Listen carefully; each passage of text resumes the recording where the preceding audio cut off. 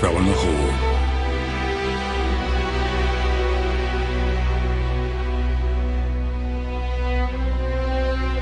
He fell in a hole, and he couldn't get out.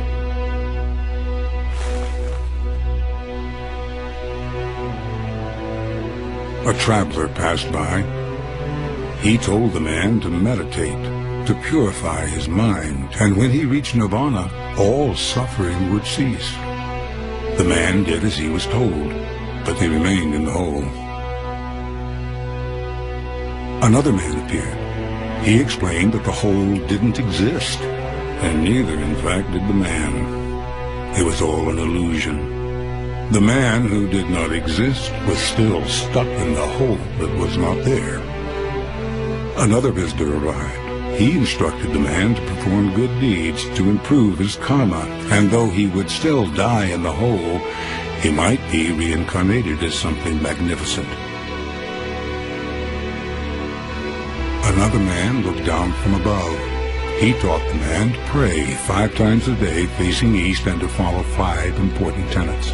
If he was faithful, one day, perhaps, the divine would set him free.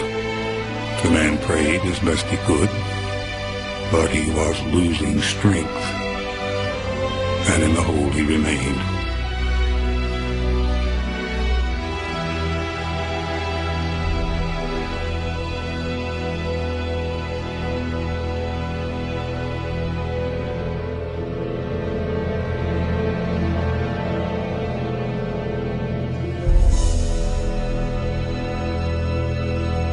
Another man appeared.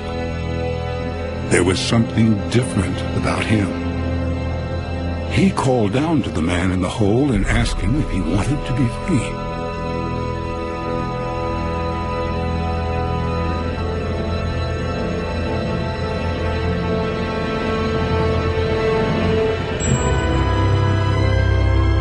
This man lowered himself into the earth, into the pit. He took hold of the man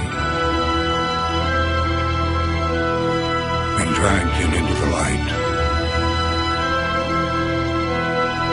And the man in the hole, who could not get himself out, was saved.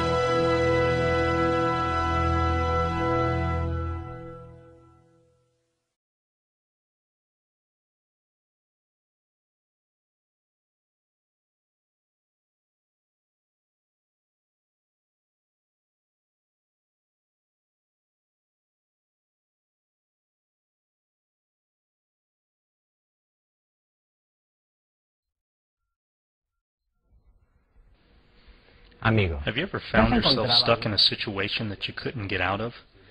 And not only that, but you didn't know how to get out? When you need help, where do you turn? Our culture teaches us that there are many paths in life we can take, but the video that you have just watched illustrates that none of them will ultimately help you out of your situation, your hole. So what will it take to get you out of your hole? It is true that many religions exist, and each claim to have the answers to our problems. There is, however, something that separates Christ from all other religions. It is what is called grace. Grace is the freely given, unmerited favor and love of God. Grace is what God did for us, that other religions will not and cannot do.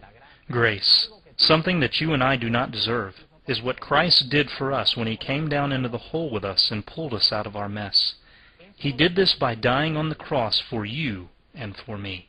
Every one of us is born with sin in our hearts and in a spiritual hole that we cannot get out of alone.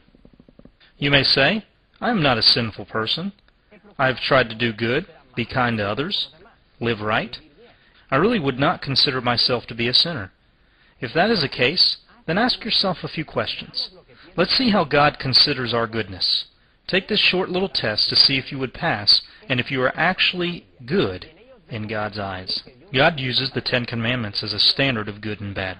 So in viewing the 10 Commandments, we see the standard by which God judges our good works. Have you ever lied? Even a small white lie? One time in your life? If you have ever lied even one time, then according to God that makes you a liar, and you have broken one of the 10 Commandments. Have you ever stolen anything? Taken something that wasn't yours? Even something small? If you have, then God would consider you a thief, and you have broken another of His 10 Commandments.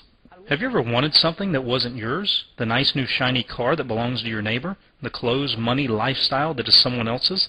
God calls this covetousness, and it breaks another of the 10 Commandments. Have you ever used the Lord's name in vain? Have you used His name before when you were mad, or in order to insult somebody else? The Bible says that you have taken the Lord's name in vain. Again, you have broken God's law. We have only looked at 4 of the 10 Commandments, and can see how by God's standard, everyone on the planet is guilty of breaking these commandments. You might be thinking, oh, those aren't that bad. God will forgive me for those. It's not like I have killed anyone or something. Well, according to God's law, if you have ever had hate for someone in your heart, this is murder in the eyes of God. Friend, God's law is serious. If we have broken these commandments, which we have, then we must be punished. So what hope do we have? Will your religion or your good works forgive you of the laws that you have broken? Is all the good you may have done really good enough? Well, think of it this way. If you were in a court of law and you had a murder and robbery charge against you, and you told the judge, because of my religion, you should not punish me. I have gone to church or Mass every Sunday. You should look at all my good works that I have done and let me go free. Would the judge let you go free? Better yet, if you were the judge and this person had just stolen your car or murdered your child, would you let him free because of his religion or because of the good works that he had done in his life? I think not. And neither would a fair and honest judge. So the God of this universe, who is more just than any human judge, could never let us free because we have done good works or because of our religion. So, what is our hope? What can we do? The answer is nothing. Just as the man couldn't get out of the hole and every religion that passed by couldn't get him out, there is nothing that we can do to pull ourselves out of this hole. However, there is hope. Jesus Christ has done the work for us. Religions are full of all the things that you have to do to earn approval with God.